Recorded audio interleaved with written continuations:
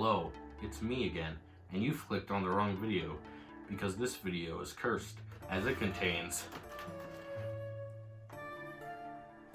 Gaming culture has a lot of weird mysteries surrounding it, whether it's unknown weird glitches, supposed lost games, creepypastas, etc. However, most of those are fake and or have been disproven. But something about the third console curse is that there seems to be legit evidence behind it. Even though it's probably just a coincidence, but let's ignore that so it sounds more scary. If you don't know, the third console curse is basically that a company's third console generally turns out to be not very good. And people call it a curse because it seems like every major video game company has felt the effect of the supposed curse at some point in their existence. It's a very similar concept to something called the Madden curse, where a good majority of the cover athletes that were on a Madden game have suffered some sort of failure in their career after being on the artwork of said game. While the most likely scenario is that it's just a coincidence and that there's some sort of evidence to disprove said curse, it's still an interesting thing to talk about. So let's look back at the major console companies and see how their third console turned out. The Xbox 360 was a really good console, at least in my opinion. Of each last generation console, I think the 360 is probably my favorite. It was a really great console and it actually had exclusives. If it's on the 360, I got it for the 360, and I know I'm not alone on that opinion. So obviously a lot of people really wanted the next Xbox to be good. They wanted Microsoft to come out on top this generation. So when Microsoft was about to announce their next generation console, a lot of people were excited. With how well the 360 did, people were hoping for something great. And then they f***ing bombed it. Yeah, Microsoft's presentation for the Xbox One was pretty awful. And a lot of it was because the console was awful. To start, the design looked pretty bad. To me, it kind of looks like a step down from the Xbox 360 design. I know they tried to make it look more modern and more like a box, but it just doesn't look good to me. But who cares about how the console looks? How does it look otherwise? Well, to start, they said it would always have to be connected to the internet for it to work. Not only that, but they said it would require Kinect for it to even function. And because of it, it would be bundled with the Kinect, bringing the price up another $100, making the price $500, which is $100 more than the PS4 at launch. And they said it wouldn't be able to play used games either. How could they have possibly planned a positive response to this? We know.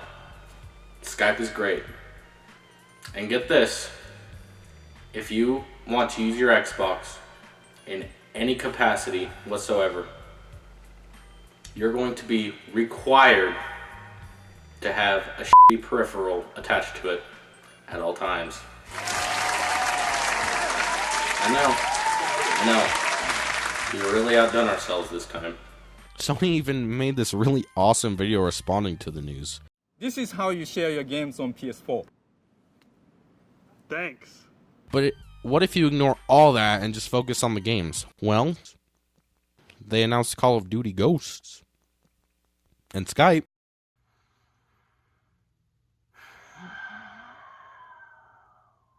Microsoft removed a lot of these features before launch because they wanted the Xbox One to actually sell, but that presentation and the original launch made a lot of people go to the PS4 this generation. But that was back then. How is it now?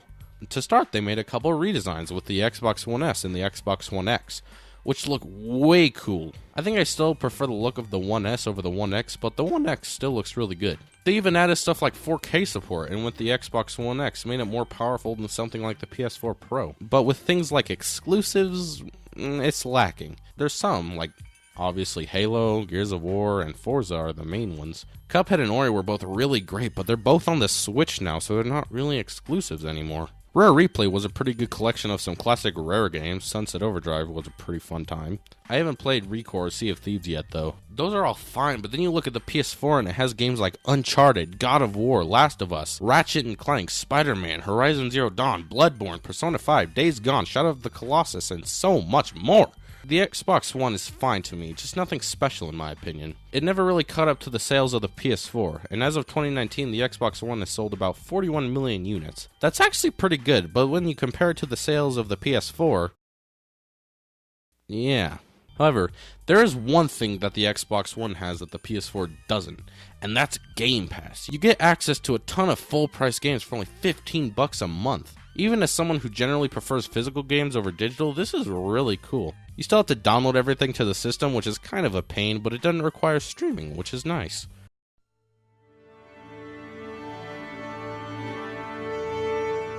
While we're on the topic of bad starts, let's talk about the PS3.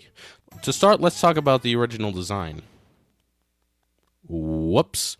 And how much did it cost? Well, get ready to shit your pants because the PS3 was originally $600. Because of that, more people went to the 360, which was much more affordable at $400.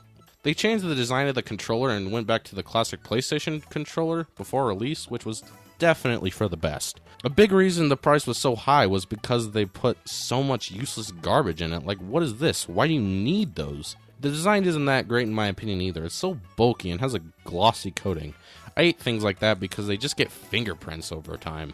I think the only real advantage to this is that it's backwards compatible with both PS2 and PS1 games. Later on though, it got a redesign that was way better. They cut the price in half and gave it a smaller design that doesn't even have the fingerprint heavy shell anymore. The only problem is that it got rid of PS2 backwards compatibility, but it can still play PS1 games. That always seemed kind of weird to me. Like, it seems like it would make more sense to get rid of the PS1 backwards compatibility, but I guess it's better than nothing. By the end of its life though, it got a really good game library and actually ended up outselling the Xbox 360 by about 3 million units.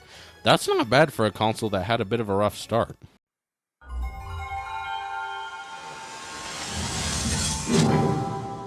Now let's talk about a third console that just never got better. The Sega Saturn was such a big failure that it was a pretty big contribution to the death of Sega. The console was originally going to launch on September 2nd, 1995, a week before the original PlayStation, and people were excited for the Saturn, but then in May of the next year, Sega announced at E3 that the console would release on that very day, making it a surprise launch, and it didn't give retailers enough time to prepare, so some stores just didn't even want to carry the Saturn, making the console kinda hard to find.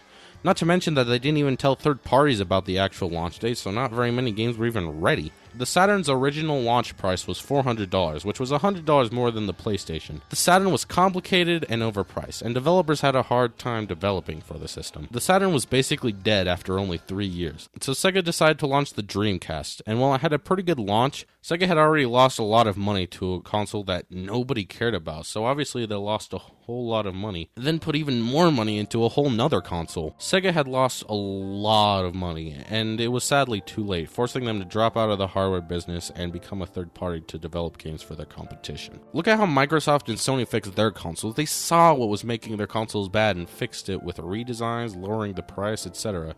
And in the end, made good consoles. Sega just said, the Saturn is not our future. Well, I appreciate the honesty, I guess.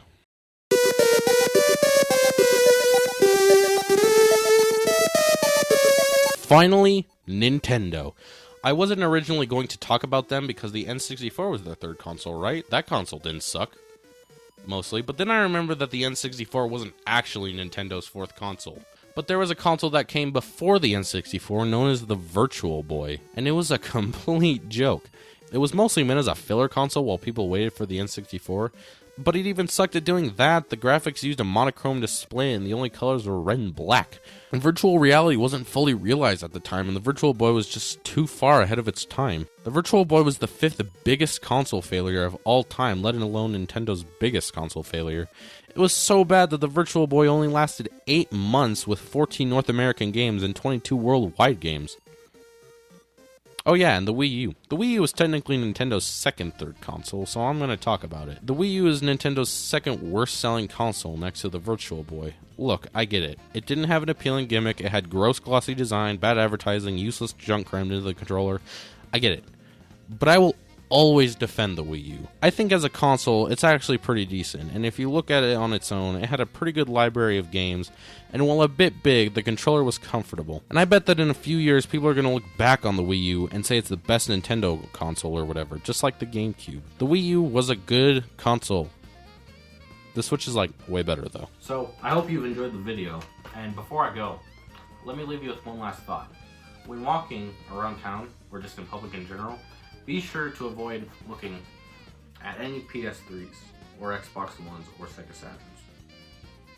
And especially the Virtual Boy.